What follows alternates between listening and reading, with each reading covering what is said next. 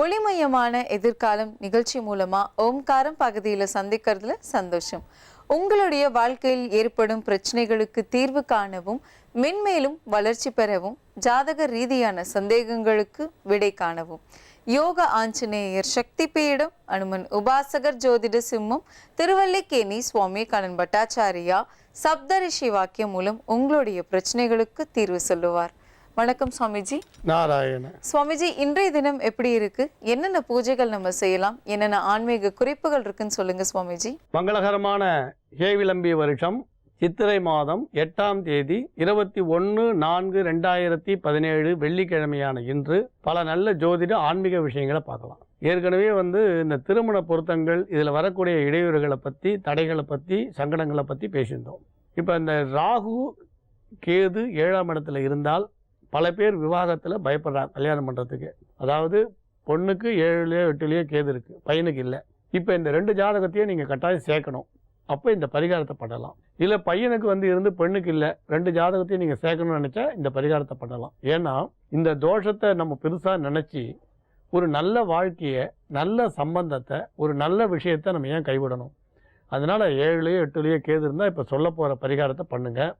கேதுக்கு சத்து மாவு, தினமாவும் வெள்ளமும் கலந்து நைவேத்தியம் பண்ணுறது விசேஷம்னு சொல்லுவோம். அதாவது 7 செவ்வாய்க்கிழமை, 7 கேது இருந்தால் 7 செவ்வாய்க்கிழமை, இல்லை 8ல் கேது இருந்தால் 8 செவ்வாய்க்கிழமை வன்னி மரம் வாங்கி நீங்கள் நடணும். ஒரு செவ்வாய்க்கிழமையும் ஒரு மரம். இந்த மரத்தை நட்டு முடித்த பிறகு நல சரிதம் படிக்கணும். நல சரிதம் படிக்கிறது விசேஷம். அதுக்கப்புறம் 11 பேரை வர சொல்லி ருத்ர பாராயணம் பண்ணணும். சிவபெருமானுக்கு கரும்பு சாரால் அபிஷேகம் பண்ணணும். இது ஒரு நல்ல அருமையான பரிகாரம். அதுக்கப்புறம் வருஷா வருஷம் உங்களோட கல்யாணமான அதே மாதம் அது நாள் வரும்பொழுது வன்னி மரம் தொடர்ந்து நடலாம், சிவ தரிசனம் பண்ணிட்டு வரலாம். வைணவர்களாக இருந்தால் அப்போ என்ன பண்ணுறதுன்னு கேள்வி வரும். வைணவர்களாக இருந்தால் நீங்கள் 11 பேர் உட்கார வச்சு விஷ்ணு சகஸ்ரநாமம் படிங்க. அதுமாரி பெருமாளுக்கு உங்களுக்கு பாலாபிஷேகம் பண்ணுறது விசேஷம். வலம்புரி விநாயகரை பிரதிஷ்டை பண்ணுறது விசேஷம்னு சொல்லுவாள். அப்படி உங்களுக்கு அது சௌரியப்படலைன்னா வலம்புரி சங்க தானம் பண்ணுங்கன்னு சொல்லுவோம். வலம்புரி சங்க கோயிலுக்கோ அல்லது வேதம் படித்த பெரியோருக்கோ வலம்புரி சங்கு தானம் பண்ணுங்க. வேறு பரிகாரம் அவசியம் இல்லை. கட்டாயம் இது சிறப்பான பரிகாரமாக இருக்கும். பெண் ஜாதகத்தில் இருந்தால் பெண் வீட்டுக்கார் பண்ணணும், பையனோட ஜாதகத்தில் இருந்தால் பிள்ளை வீட்டுக்கார் பண்ணணும். வேறு பரிகாரம் வேண்டாம். கட்டாயம் நல்ல பலன் நடக்கும், பிரச்சனை விலகும், திருமணம் தடையின்றி நடக்கும். நம்புங்கள், நல்லதே நடக்கும். ரொம்ப நன்றி சுவாமிஜி. நேர்களுக்காக இன்னைக்கும் நிகழ்ச்சியில நல்ல ஒரு ஆன்மீக தகவல் பகிர்ந்துக்கிட்டீங்க. தொடர்ந்து நேர்களோட கடிதங்கள் நம்ம பார்க்கலாம். தாம்பரத்திலிருந்து லக்ஷ்மி அப்படின்றவங்க எழுதியிருக்காங்க. சித்திரையில் தலைச்சன் குழந்தை பிறந்தால் குடும்பத்திற்கு ஆகாது என்று சிலர் சொல்கின்றார்கள். இது ஜோதிட ரீதியாக உண்மையா?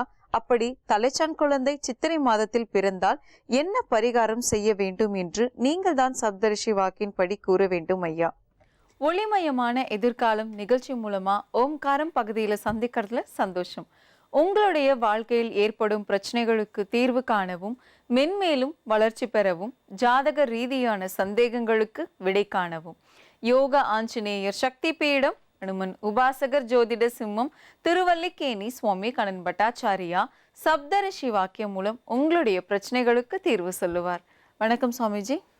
நாராயண சுவாமிஜி, இன்றைய தினம் எப்படி இருக்கு? என்னென்ன பூஜைகள் நம்ம செய்யலாம்? என்னென்ன ஆன்மீக குறிப்புகள் இருக்குன்னு சொல்லுங்க சுவாமிஜி. ஸ்ரௌதத்மார்த்தாதிகம் கர்ம நிகிலம் ஏன சூத்ரிதம் தஸ்மை சமஸ்த வேதார்த்த விதே விகணசே நமக.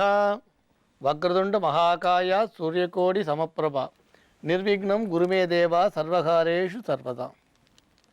யோக பட்டேன பத்தாங்கம் திரிநேத்திரம் சாந்த விக்கிரகம் தியாயே சமஸ்த தோஷகுணம் பாதாத்மஜ மகள் மஷம் கிருஷ்ணம் வந்தே ஜெகத்குரும். ஜெயந்தி மங்களாகாளி பத்ரகாளி கபாலினி துர்காஷமா சிவாதாத்ரி சுவாகாஸ்வதா நமோஸ்துதே. குரு பிரம்மா குரு விஷ்ணு குருதேவோ மகேஸ்வரகா குரு சாட்சாத் பரம்பிரம்மா தஸ்மை ஸ்ரீ குரவே நமக. அஸ்மத் குருப்பியோ நமக. விகணச மகா குரவே நமக. அனுமன் சுவாமிகள் ஆசிகளுடன். இந்த வாஸ்து சாஸ்திரங்களை பற்றி பேசும்பொழுது நிறைய பேருக்கு சில சந்தேகம் வரும். ஏன் கேட்டிங்கன்னா, சில பேர் வாஸ்துப்படி வீடு கட்டின உடனே நல்ல சீரும் சிறப்பும் பெரும் பொருளும் அடைவா. சில பேர் பார்த்தா எப்படி இருக்காளோ அப்படியே வழக்கமாக எப்படி இருக்காளோ அப்படி தான் இருப்பாள். இன்னும் சில பேர் பார்த்தா கடனாளி ஆகிடுவான். இப்போ இந்த நிகழ்வு ஏன் நடக்கிறது? இந்த பூமி யோகம்ன்றது ஒரு அற்புதமான விஷயம். எல்லாருக்குமே வந்து பூமி யோகம் அவ்வளோ சுலபத்தில் அமையாது. விருட்சங்களோட கூடிய பூமியை சிறப்பாக சொல்கிறான். கிணறு இருக்கும், மாமரம் இருக்கும், தென்னை மரம் இருக்கும், வேப்ப மரம் இருக்கும், வாழை மரம் இருக்கும். இந்த மாதிரி விருட்சங்களோட கூடிய பூமி.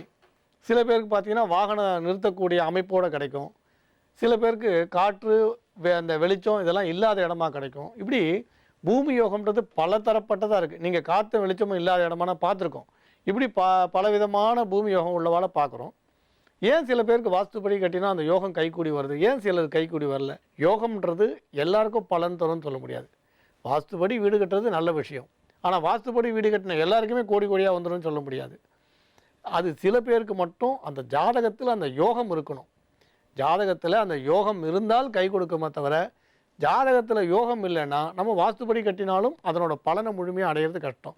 அப்படி தான் சொல்லுவா ஒருத்தர் தச்சன். அவன் வந்து ரொம்ப கெட்டிக்காரர். ஒரு மரத்தை பார்த்த உடனே எதுக்கு பயன்படுத்தலான்னு கண்டுபிடிச்சிடுவார். அதே மாதிரி போகும்பொழுது தான் ஒரு இவர் கூப்பிட்றார் தலையாரி, என் வீட்டில் வந்து நீ அந்த இதை வந்து சரி பண்ணி கொடுத்துட்டு போயிடு அப்படின்னு சொல்லி தலையாரியை போய் பார்க்கச்ச பக்கத்து வீட்டில் எங்கள் வீட்டில் வந்து குழந்தை பிறக்க போகிறது, எங்கள் வீட்டையும் சரி பண்ணி கொடுன்றான். சரி, தலையாரி வீட்டுக்கு போய் சரி பண்ணும்போது பக்கத்து வீட்டையும் சரி பண்ணலாம் போய் பார்க்குறான். அங்கே ஒரு மரம் துண்டு தேவைப்படுறது. சரி, இந்த மரத்துண்டை வந்து எடுத்துகிட்டு வந்து கொடுப்பா, நீயே வந்து மரத்துண்டை தயார் பண்ணி கொண்டு வந்து கொடுத்துரு. இப்போ இந்த காலம் மாதிரிலாம் மிஷின்லாம் கிடையாது இல்லையா? இந்த மரங்களெல்லாம் ஒரே நேரத்தில் அறுத்து அதெல்லாம் இழைச்சி கொடுக்குற மிஷின் கிடையாது. தச்சம் தான் எல்லாத்தையும் கையில் செய்யணும். நீ செய்ப்பான்ற. சரின்ட்டு தலையாரி வீட்டில் செய்கிறது அங்கேயும் செய்யலான்னு சொல்லிட்டு அந்த பக்கத்து வீட்டுக்கு தேவையான மரம் எடுக்கிறதுக்கு ஒரு காட்டு உள்ளே போகிறான். ஒரு பெரிய கிளையை பார்த்து இதை வெட்டலான்னு ஏறின உடனே அந்த கிளை உள்ளது ஒரு குரல் கேட்குறது, நான் இங்கே ஒரு புதையல் காத்துட்டு இருக்க பூதம், இந்த மரக்கிளையை நீ வெட்டாத, வேறு ஏதாவது மரக்கிளையை வெட்டிக்கொண்டோம்.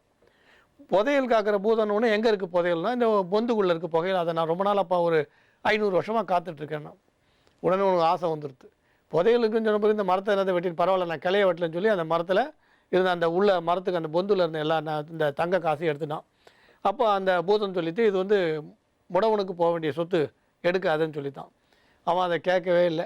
சரி, நீ பேருக்காவது ஒரு இதை விட்டுட்டு போயேன்னா ஒரே ஒரு துண்டு மட்டும், ஒரே ஒரு சின்ன ஒரு இணுக்கு ஒரே ஒரு காசை மட்டும் போட்டு மற்றதெல்லாம் எடுத்துகிட்டு போகிறான்.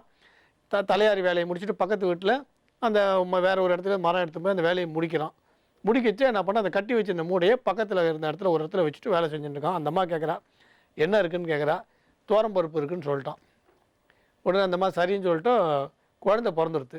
பிறந்த உடனே அவள் வீட்டில் அந்த தோரம்பருப்பில் ஏதோ பண்ணணும்னு சொல்லி பார்க்குறா. தோரம்பருப்பு இல்லை. சரி, ஆச்சாரிக்கிட்டேருந்து ஒரு பிடி எடுத்துக்கலாம், அவ்வளோ பெரிய மூட்டையை வச்சுருக்கான், ஒரு பிடி எடுக்கலாம்னு திறந்து பார்த்தா எல்லாமே தங்க காசு. உடனே அந்த அம்மா எல்லாத்தையும் எடுத்துன்னு போயிட்டு தோரம்பருப்பு வாங்கி ஒரு 2 கிலோ வாங்கி கட்டி வச்சுட்டா. அதுக்கப்புறம் இந்த ஆச்சாரி வந்து பார்த்தா எல்லாமே தோரம்பருப்பாக தான் இருக்குது. தலையாரிக்கிட்ட போய் கம்ப்ளைண்ட் பண்ணுறான், இந்த மாதிரி உங்கள் வீட்லேயும் வேலை செஞ்சேன், அங்கேயும் வேலை செஞ்சேன், உங்கள் ஊருக்கு வந்ததோட பலன் என் தங்கம் போச்சுன்றான். உடனே கூட்டு கேட்குறா, இவன் தோரம்பருப்புன்னு இந்த ஆச்சாரி சொன்னது உண்மையாக பொய்யான்றான். ஏன்பா நீ சொல்லு தோரம்பருப்புன்னு சொன்னியா? ஆமாங்க, அது தோரம்பருப்பு தான் இருக்கேன், ஏன் பொய் சொல்கிறேன்றான். தலையை குனிஞ்சின்னு அந்த தோரம்பருப்பை மூட்டையை தூக்கின்னு வரைச்சே அங்கே அந்த குழந்தை பிரசவம் பார்த்தா அந்த அம்மா சொல்கிறா, ஆயாம்மா, அம்மா உங்கள் பிறந்த குழந்தை முடவனாக பிறந்திருக்குமான்றான். அந்த பூதம் சொல்லிட்டு பாருங்கள், உன் முடவனுக்கு சொத்து போகணும், கரெக்டாக முடவனுக்கு போய் சேர்ந்தது. அப்புறம் அந்த பூதம் இருக்கிற இடத்துல வந்து அழுதுன்னு அந்த ஒரு காசு எடுக்கிறான். அப்போ தான் சொல்லித்தான், முடவனுக்கு கொண்டு போய் கொடுத்ததோட கூலி உனக்கு கிடச்சிது இவ்வளோதான்னு. அதனால் எதுக்கு சொல்ல வந்தோன்னா, ஜாதகத்தில் யோகம் நல்லா இருந்தால் யாருக்கு போய் சேரணுமோ அந்த சொத்து சேரும். ஆனால் அவளுக்கு அந்த பொருள் கிடச்சிது, நமக்கும் அதே மாதிரி வழியில் கிடைக்கும் அப்படி நினைக்கிறதுக்கு வாய்ப்பே இல்லை. இந்த யோகம் யாருக்கு இருக்கோ அவளுக்கு கிடைக்குமே தவிர யோகம் இல்லாதவா அதை அடையிறதுன்றது அவ்வளோ சுலபம் இல்லை. அதுக்காக இதை சொன்னோம். இப்போ ஜோதிட ஆன்மீக கேள்விக்கு போகலாம். நம்புங்கள், நல்லதே நடக்கும். ரொம்ப நன்றி சுவாமிஜி. நேர்களுக்காக நல்ல ஒரு ஆன்மீக தகவல் இன்னைக்கு நிகழ்ச்சியில் வழக்கம் போல பகிர்ந்திருக்கீங்க. நேர்களுக்கு இருக்கக்கூடிய சந்தேகங்கள் குறித்து கடிதம் எழுதி அனுப்பியிருக்காங்க. சிவகாமி அப்படின்றவங்க ஈரோட்டிலேருந்து எழுதியிருக்காங்க, எங்களுடைய மகனின் பெயர் விஜயபிரசாத், தற்பொழுது பெங்களூரில் கம்ப்யூட்டர் இன்ஜினியராக பணிபுரிந்து வருகின்றார். இவர் பிறந்த தேதி 3/5/1972, அதிகாலை 3:38 மணிக்கு புதன்கிழமையன்று பிறந்தார். இவரின் இளைய சகோதரி வித்யாவுக்கு மிகவும் காலதாமதமாக திருமணம் நடைபெற்றது. தற்பொழுது ஒரு பெண் குழந்தையும் அவருக்கு உள்ளது. சகோதரி திருமணம் தாமதமானதால் இவரின் திருமணம் மிக மிக தாமதமாகி வயதும் 45 ஆகிவிட்டதால் இனிமேல் எனக்கு திருமணம் வேண்டாம் என்று உறுதிப்பட கூறுகின்றார். மேலும் திருமணத்திற்கு உடல் ரீதியாகவும் மன ரீதியாகவும் நான் தயாராக இல்லை என்று கூறுகின்றார்.